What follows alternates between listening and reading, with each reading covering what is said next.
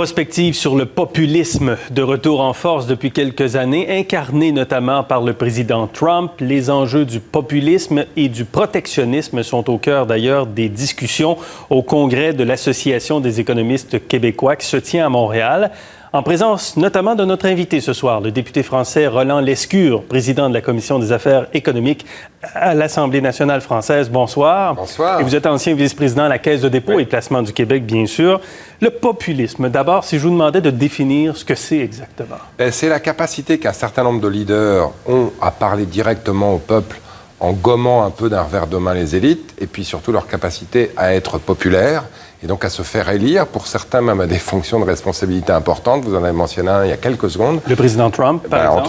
Entre autres, mais en fait aujourd'hui, quand on compte, dans le monde entier, il y a à peu près un tiers de la population qui soit est gouvernée par un populiste, soit a voté pour un populiste. C'est souvent, d'ailleurs, rarement une, mais c'est plus de 2 milliards de gens qui aujourd'hui ont voté ou sont gouvernés par des populistes. Donc c'est un phénomène de fond, c'est pas juste un soubresaut ou un phénomène local aux États-Unis. C'est une tendance lourde. Moi, je pense que c'est une tendance lourde qui finalement trouve sa source, paradoxalement, à la chute du mur de Berlin, l'ouverture du marché, la victoire du capitalisme sur le communisme, la création de l'Organisation mondiale du commerce en 1995, l'entrée de la Chine dans l'Organisation mondiale du commerce en 2001, une création de richesses historique, plus d'1 milliard de gens qui sortent de la pauvreté. Donc ça, c'est le verre à moitié plein. Le verre à moitié vide, c'est des gens qui se sentent des inégalités, par exemple, de revenus beaucoup plus élevés qu'elles ne l'ont jamais été, parce que dans les gagnants, les perdants de la mondialisation, il y a des gens qui se sentent totalement perdus, totalement sur le retrait, totalement sur le côté, qui du coup se retrouvent dans des discours populistes qui souvent ont un peu un thème du genre « c'était bien mieux avant, on nous ment, l'avenir n'est pas ce qu'il était, mais il faut revenir en arrière ». Il y a quelque chose de vrai dans ce que disent ces gens-là, qui représentent une grande partie finalement de la population, qu'on n'a peut-être pas accompagné dans le déclin manufacturier, par exemple, qui ont vu leurs conditions de travail peut-être se dégrader, les revenus ne pas augmenter au même rythme que d'autres revenus, ce qui a créé des inégalités supplémentaires. Il y a une sorte de faillite du libéralisme économique. En tout cas, les constats sont justes. Les constats sont justes. C'est-à-dire que tout ce que vous venez de dire est juste, et les constats sur lesquels se reposent du coup les populistes sont souvent les bons. Les solutions ne sont pas les bonnes. Les solutions, c'est l'enfermement, c'est la construction de murs, c'est la fin de la globalisation maîtrisée. Les solutions, elles sont ailleurs. Mais vous avez raison, c'est pas un vélo qui peut continuer à pédaler les yeux fermés en se disant tout va bien et puis on va dans le mur. Historiquement, quand de telles inégalités se sont générées dans le monde, ça s'est mal terminé, des révolutions, des guerres, des catastrophes.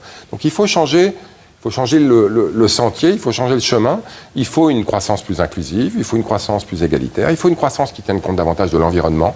De ce point de vue-là, évidemment, les gouvernements ont leur rôle à jouer. C'est pour ça que j'ai fait ce saut-là, moi, il y a un an, en me disant, si tu le fais pas, tu le regretteras toute ta vie. Je suis pas le seul, heureusement. Parce que vous êtes dans l'équipe d'Emmanuel Macron. C'est ça, on est un certain nombre, finalement, à venir, je dirais, du monde réel, qui se sont dit, on peut pas continuer comme ça, on a une espèce de responsabilité historique. Mais c'est pas juste les gouvernements qui doivent agir.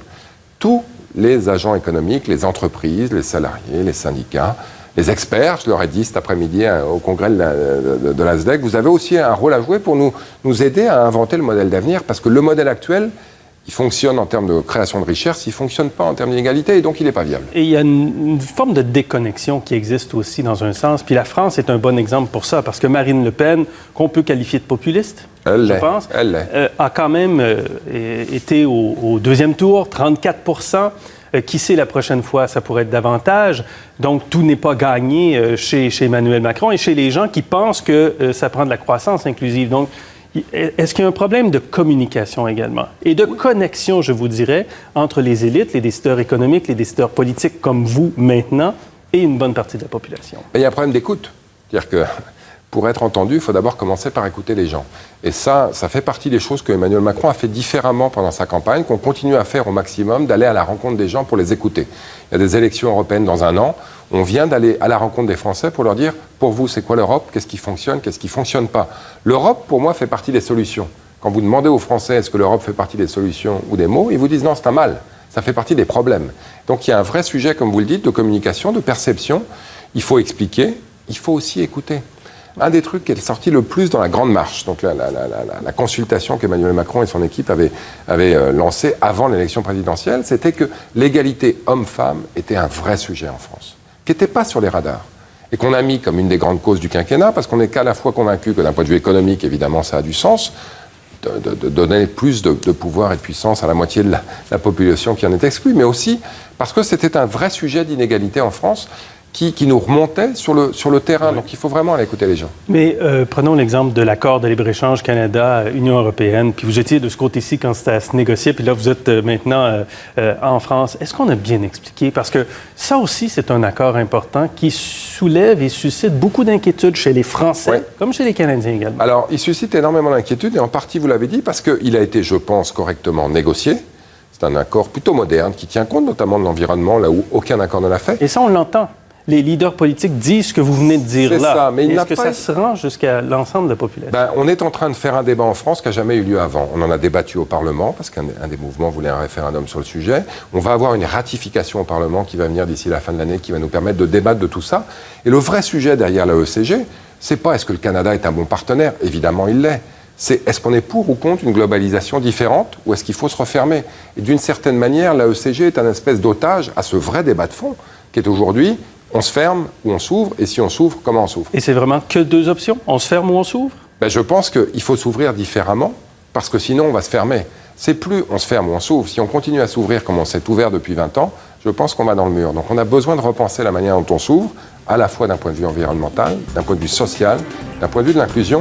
Il y a le G7 bientôt, ce sera un des sujets qui y sera, et j'espère qu'il sera bien porté par tout le monde, y compris par nos leaders. Monsieur Lescure, merci beaucoup. Merci à vous. Merci.